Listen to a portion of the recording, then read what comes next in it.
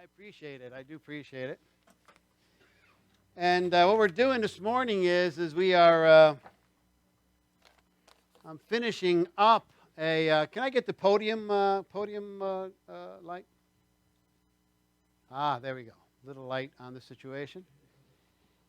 You know, what we're doing this morning, besides, of course, just enjoying the Lord's presence with one another and being with one another in this context. And I really do believe that in this restful context, time to be with the Lord, a time to be with one another. But of course, in a time, in a sense of what the Spirit's speaking to us in terms of the Word itself. And you know, I'm in the midst of this, not in the midst, I'm ending a two-part series we started last week. And really, in this little bit two-part series, I call it Making It Different. Making it different. And really, it comes from, well, really what it comes from is this, the Spirit had been speaking to me concerning, of course, all that's been going on around us and about us, you know, in terms of the context of our society, the things that are going on around, all the things that are been happening. And I chose that title very specifically, Making It Different, because really it is the transliteration, if you will. It's the meaning behind the word reconciliation. And so the word reconciliation in the Bible literally means make it different. Making things different, and that's what it is. And we last week we looked at that whole aspect of it very intensely. And if you weren't here last week, you can always either check it out on our YouTube page.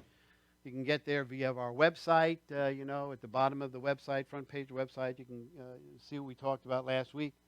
But I think it's very apropos, particularly as we begin to, as I was hinting at throughout the series prior, particularly at the end of that series, about finding our voice as the people of God, as opposed to just being echoes of various messages that are out there today. But what is our voice as the people of God? And reconciliation, of course, is huge voice, a huge thing to us. And really super important to us, because particularly now, in terms of making a change, you know, it's about being agents of change. You know, I believe we're called to be agents of change. You know, back in my day, back in the 90s, we used to use that phrase all the time, change agents. So we were change agents for Jesus, you see. And so I'm just switching that around, called agents of change. And so now, who are we? We're to be agents of change in the midst of our culture. I don't care what's going on, when that is. That's always. Whether now in this context or whenever it was, you know, 10 years from now, 10 years prior, it doesn't make any difference. That's whom we always were supposed to be. And last week, as I said, we talked about one of the ways we do that is, of course, is to be ones as reconcilers, is to take the time for others, to be able to take the time to even listen to others, which we spoke very specifically about. And today what I want to do is I want to look at how living out our vocations, in other words, that vocation meaning our calling, which is whether that's a work calling, whether it be a familiar calling, whether that be a societal calling, whatever calling God calls us to, and that thing, our vocations, that we become basically influencers of change. So whatever our vocation is, wherever we find ourselves, we are to be influencers of that change. In 1 Peter, basically, is where I want us to go this morning. And maybe you can follow along. It won't come up right now. But you can follow along with me. In 1 Peter, which is here in the Bible, and it's deep in the Bible. Very deep in the Bible. 1 Peter and chapter 2, starting with verse 11. And it says, Beloved, I urge you as sojourners and exiles to abstain from passions of the flesh, which wage war against your soul. That's one heck of a way of starting. But he calls us sojourners. We're sojourning. We're passing through. We're on a journey through life. You see. Really, in the whole Bible, it's really what it is, a story of sojourning from darkness to light. And that's really what it is. And what the world has offered us and the darkness of the world to the light of God, the light of creation, the light of Christ. And so he goes on to say, Beloved sojourners and exiles, to abstain from the passions of the flesh, which wage war against your soul. And you can just see that as fleshly in a sense of, some people just want to see that as sexual. It's not necessarily. It is everything that in us, that these passions that we have, that war against our souls, our emotions, our mind, or our emotions, they come against us. That the things that we feel, you see? And right now, if you look around at things that people have struggled with, it is their feelings about things. It's waging war against their souls. The angst, the anger, the frustrations, the judgments, these are passions of the flesh. Things that we see around us and make judgments concerning. You see? And what they do is they war, it says, against our souls. Is what Peter says here. So he goes on to say this. He goes, keep your conduct, therefore, amongst among the Gentiles honorably. Who are the Gentiles? And he's using the phrase, as Paul does, they capture that phrase, those outside of faith. Those outside the family of God. Those outside faith in Christ is why he's capturing that phrase, Gentiles. Other nations, but outside of God's nation, if you will. God's culture, world nation. And so he says, keep your conduct among the Gentiles honorable. So that when they speak against you as evildoers. So if they speak against you as people who are hurtful and bad, they may see your good deeds and glorify God on the day he visits. In the day of visitation, when God shows up. You see? That they'll see your good deeds. See how you live. And living out life. And they'll glorify God because of you. And so he says, be subject for the Lord's sake to every human institution. I can read it one more time.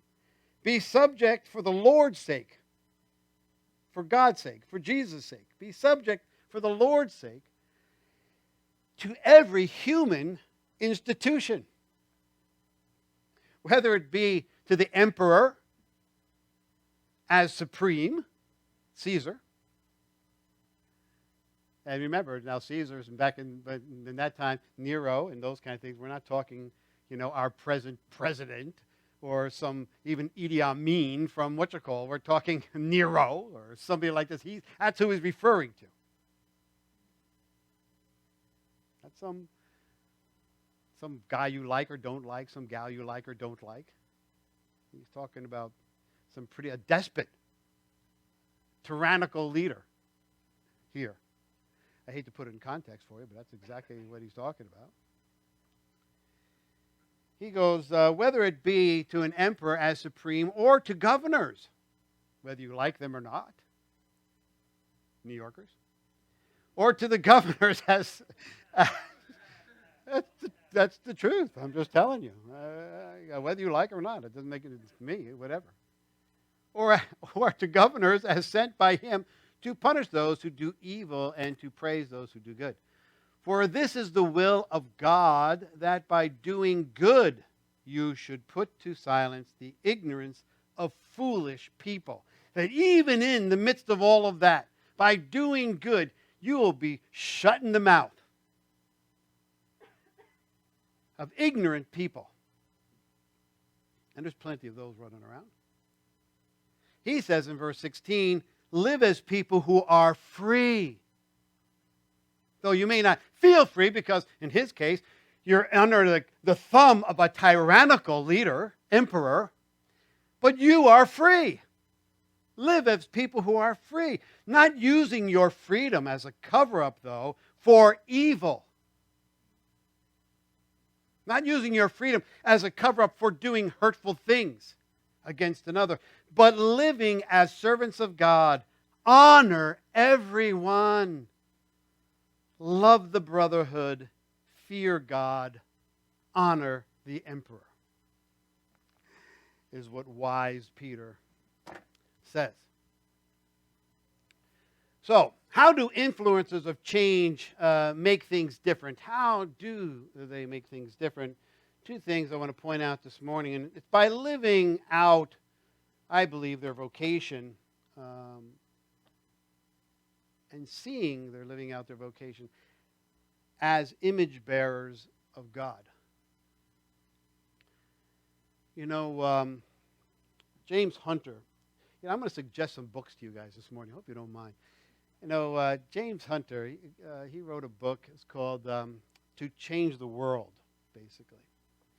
And in a chapter dealing with Christian history, I like history, but he says, some estimates, he says, put the number of Christians at less than 50,000 in the first century. So in the first century, first 100 years of Christianity, he actually only put the number of Christians, really it's around 50,000 Christians, in a population, he says, of around 60 million in the Roman Empire. So you have a population of about 60 million in the Roman Empire, and in the first century you got about 50,000 Christians at that time.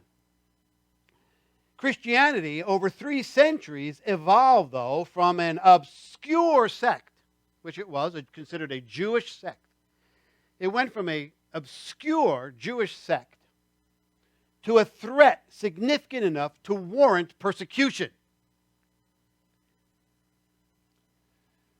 Finally becoming the official religion of Rome. Cultural influence, he says, took centuries. To influence the culture of Rome, it took centuries, is what James Hunter says.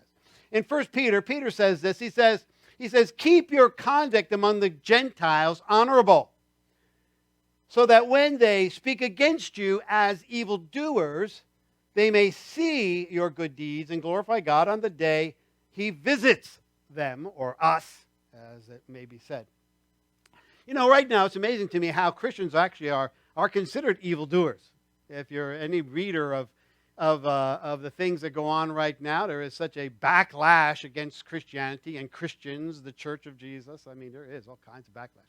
In the 90s, matter of fact, too, man, in the 90s, you had what was called the shrill atheists. You know what I mean? Guys like Christopher Hitchens and Richard Dawkins. So I just saw something about Richard Dawkins the other day.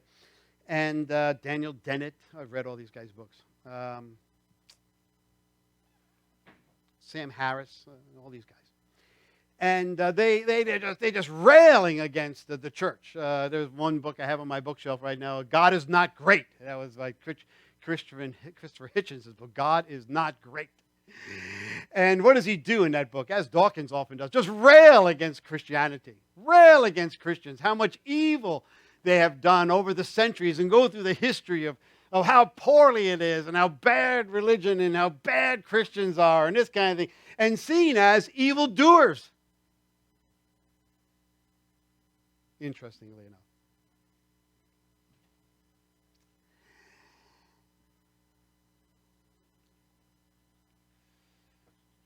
You know, though some think the message, I think some people think the message of the Bible sometimes is just simply, you know, people are morally bad, and so therefore what's got to happen is we couldn't straighten it out ourselves, so Jesus had to come and straighten us out and put us straight again and this kind of thing, you know what I mean? So also we can go to heaven. And that's pretty much the message of the Bible. The message of the Bible is we screwed it up, we're not able, you know what I'm trying to say, we're morally horrible people. Jesus came just to straighten us out, and that's it. Well, actually, believe it or not, N.T. Wright would consider that view unbiblical. That's an unbiblical view. Maybe you've had this view. But he would consider that view unbiblical, which I do as well. But, basically he says this. He goes, what the Bible offers is not a works contract. The Bible doesn't offer us a work contract, but a covenant of vocation. The vocation of being a genuine human being, reflecting the Creator's wise stewardship. Creation functioning and flourishing under the stewardship of His image bearers. Creation functioning and flourishing under those who bear God's image. Why? Because the first book in the Bible, who is created in the image of God? Human beings are created in the image of God. You see. And this is part of our vocation. Matter of fact, 2 Corinthians 4:4 says this, Christ is the image of God. And in Romans 8:29, one of my favorite verses in the Bible, for those God foreknew, He also predestined. He set their direction. He set their destination to be images of His Son. Wright goes on to say this. He says, humans have turned their vocation upside down. We hand over our power to forces only too happy to usurp our position, doing away with our vocation. Things have come in to steal who we are, what we are to be about. The enemy has come in to make us believe that our image is to project ourselves forward. As Satan would say in Milton, right? I'd rather rule in hell than to serve in heaven. I would rather serve myself and be myself than to serve the image and being the image of God. So Wright's saying what's happened is we have given over as humanity this vocation as the image bearers of God.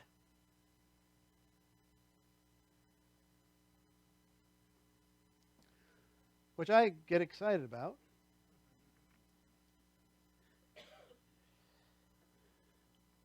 So we hand those things over. So we hand over what we should be, and we hand them over to, we expect government to do it. There's a vacuum that all of a sudden is created. Because, why? Because human beings are made to be in the image of God. How do we know what the image of God is? Christ is the image of God. Jesus comes.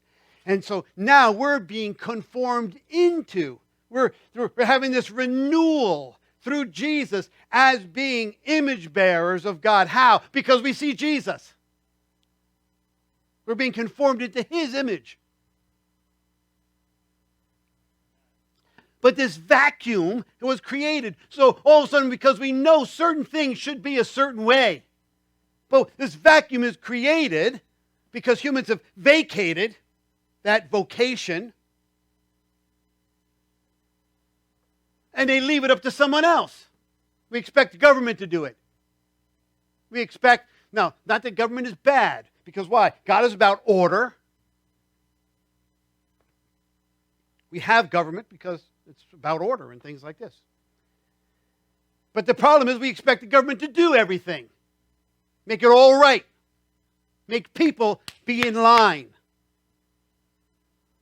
We have political groups We have political groups that all of a sudden rise up, trying to fill this void. You see. Yet it's we who are supposed to be now ourselves, we, the Church of Jesus, the image bearers of God, making it different, being agents of change by recapturing our vocation.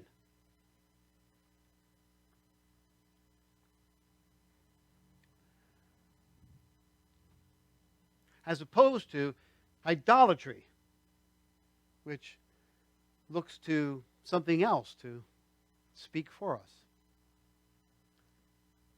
Look to ourselves. Because you see, it's about recognizing where God has placed us. Recognize where God has placed you and I is part of that vocation. And that's from that place is where we influence things. When we think about being influencers in some way, there's a couple stories I just love.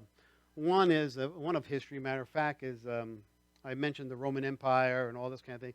Telemachus was a monk, 400s, 450, something or other.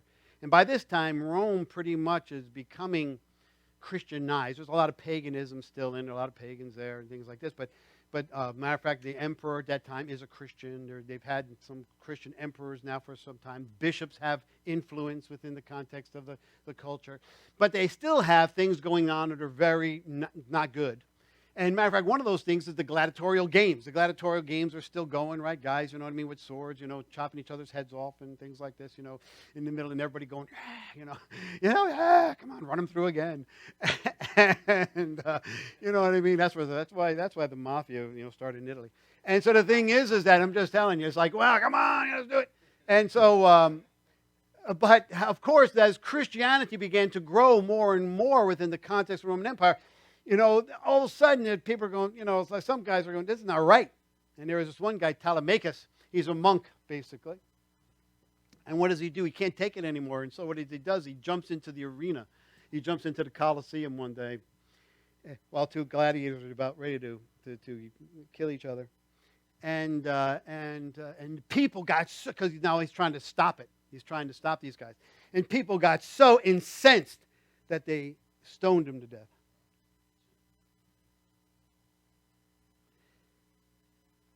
And the emperor at that time is Honorius. He's a Christian. And he couldn't take it. So Honorius ends the gladiatorial games. The gladiatorial games end in Rome, the Roman Empire, because this small man is willing to give up his life to bring change. To make a change into something that is wrong. There's people like that in history as well. Guys like one of my favorite characters in history is a guy named Wilberforce, William Wilberforce. I don't know if you've ever heard of William Wilberforce. I'm reading a new book. It's not a new book. The book's been out for a little while, but I haven't read it. I've read some other stuff. Another book I'll suggest to you. It's called Amazing Grace by Eric Metaxas. Matter of fact, Eric Metaxas. Amazing Grace. Well, who's William Wilberforce? William Wilberforce, at 20-something years old, he has a conversion to Christianity. In his day, Christianity basically was just, socially, whatever. He didn't give it serious thought. And really, it was just a play acting, basically. But Wilberforce also has a conversion experience, and you have slavery. Slavery, of course, is huge. And slavery is pretty much well accepted. As a matter of fact, it's completely accepted. It's a worldly accepted. It's not considered wrong in any way, shape, or form. And Wilberforce is what he does. He actually, to make his long story short, Wilberforce pretty much, because of his efforts at 26 years old until for 20 years he fought this thing in British Empire from 1785. Finally, the emancipation of slaves in British Empire. 1833. And so they fought a long, long time to make a change. to be an influencer of change. And Wilberforce, basically, in taking on slavery, seeing that it's wrong to see people as property. But you've got to understand, it wasn't just slavery he had to take on. That's bad. Slave trading is bad. It's the first thing they got rid of in 1807. That's bad. It's not that. He won an unbelievably huge victory, not just in the British Empire, in the world. And you know what that was? To change people's mindset about slavery. Do you understand what I'm saying? In other words, to think that it's wrong. Not just to end something, but to change people's mindset. A world mindset. Which that world at that time, there's no problem anybody had with any of it. It was the way of the world. It's just the way it is. What's wrong with it? Nothing. Has been going on forever. Since man. Man has been enslaving each other for forever. Enslaving each other forever. So what's wrong with it? Nothing. Matter of fact, I don't know if you notice or not, there is over 150 to 200,000 slaves right now in the United States. A lot of people don't even have any clue about that. There's over 100, close to, the estimate is between 150 to 200,000 slaves in the United States at present right now. Did you know that? Do you care? You see, the thing is that there is a mindset, but we don't consider it right, do we? We go, of course not, no. Well, during Wilberforce's time, they would have said, so what's the big deal? Yeah, people slave each other. So it's been the way it's been. His influence, and whom God made him to be vocationally, he came to know Jesus. All of a sudden, that is not just wrong in the sense of the act of it. It is wrong in terms of how we think about it. And that he influenced change.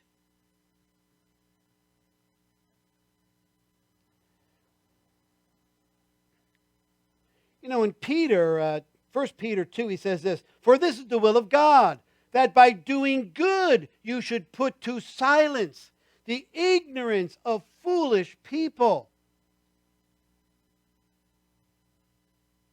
You know, during Wilberforce's time, matter of fact, he had an opponent in the House of Lords, Lord Melbourne. And Lord Melbourne got indignant at Wilberforce's even considering such a thing. He goes, how dare he even think that he could mix his politics with his religion? We think it's just a current issue, right? You shouldn't mix church and state and religion and politics and things like that. Are you kidding me? Of course we should.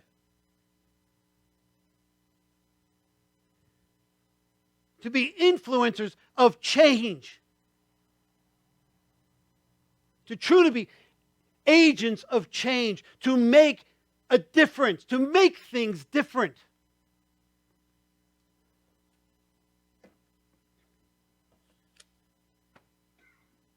I mean, because for us, basically, he says to put to silence the ignorance of foolish people. Live as people who are, it's interesting he says this, live as people who are free, he says, not using your freedom as a cover-up for evil, but living as servants of God. Live as, yes, you are free. I don't care what the government is. I don't care if you're under a tyrannical government. I don't care if you're under a free government. You are free. But don't use your freedom as a cover-up of evil yourself or to hurt others. Why? Because, you know, as Os Guinness would say, the enemy of freedom is freedom itself. Why do we have the problems we see right now in our culture? Because we, without Christ, just from a political point of view, your freedom is an abuse to my freedom. What you want is encroaching on me. And what I want, I can encroach on you. It's not free to do anything I want to do. It's free to be who God has called me to be. It's free to be a true human being in the image of God. Free to be that, not just freedom. Therefore, why? Therefore, issues like, how many, I think there was, I can't remember statistic, my wife was just telling me about it the other day. Abortion. I think there's a baby aborted. How many babies are aborted, every minute? Freedom, right? What do we call it? Choice. It's choice, right? Isn't it about choice? Isn't it your choice? Isn't it your choice? Right, it's your choice. Right. Isn't it? Why? Because it's my freedom.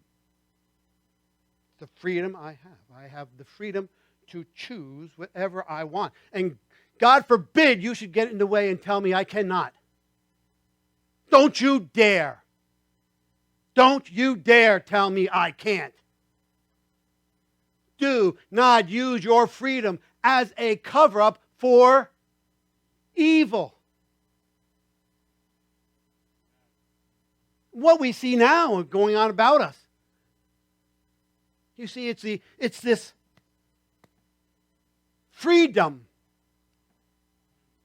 this individualism, choice, which as Americans we consider good.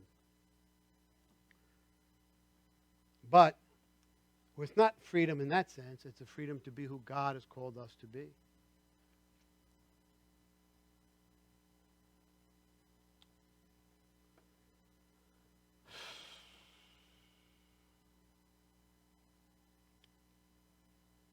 It's an issue of worldview and how we see things. And it's recognizing where God has placed you. I have other things to say, but I'm going to end here. It's where God has placed you and seeing where God has placed you, whether it be in a family, in the family context you find yourself, whether it be at work and wherever you work, where you are socially with others, and where you find yourself in interaction with other people socially. To be influencers of change, even if you see yourself as small, marginalized, maybe even misunderstood, and work at home, in your family, maybe even persecuted because of what you believe and what you think. You see? Sounds like the Christians at the beginning. Only 50,000 first century, over 60 million people in Rome. A marginalized, misunderstood, persecuted group of people. Turned the Roman Empire from an enemy to a friend. They made it different.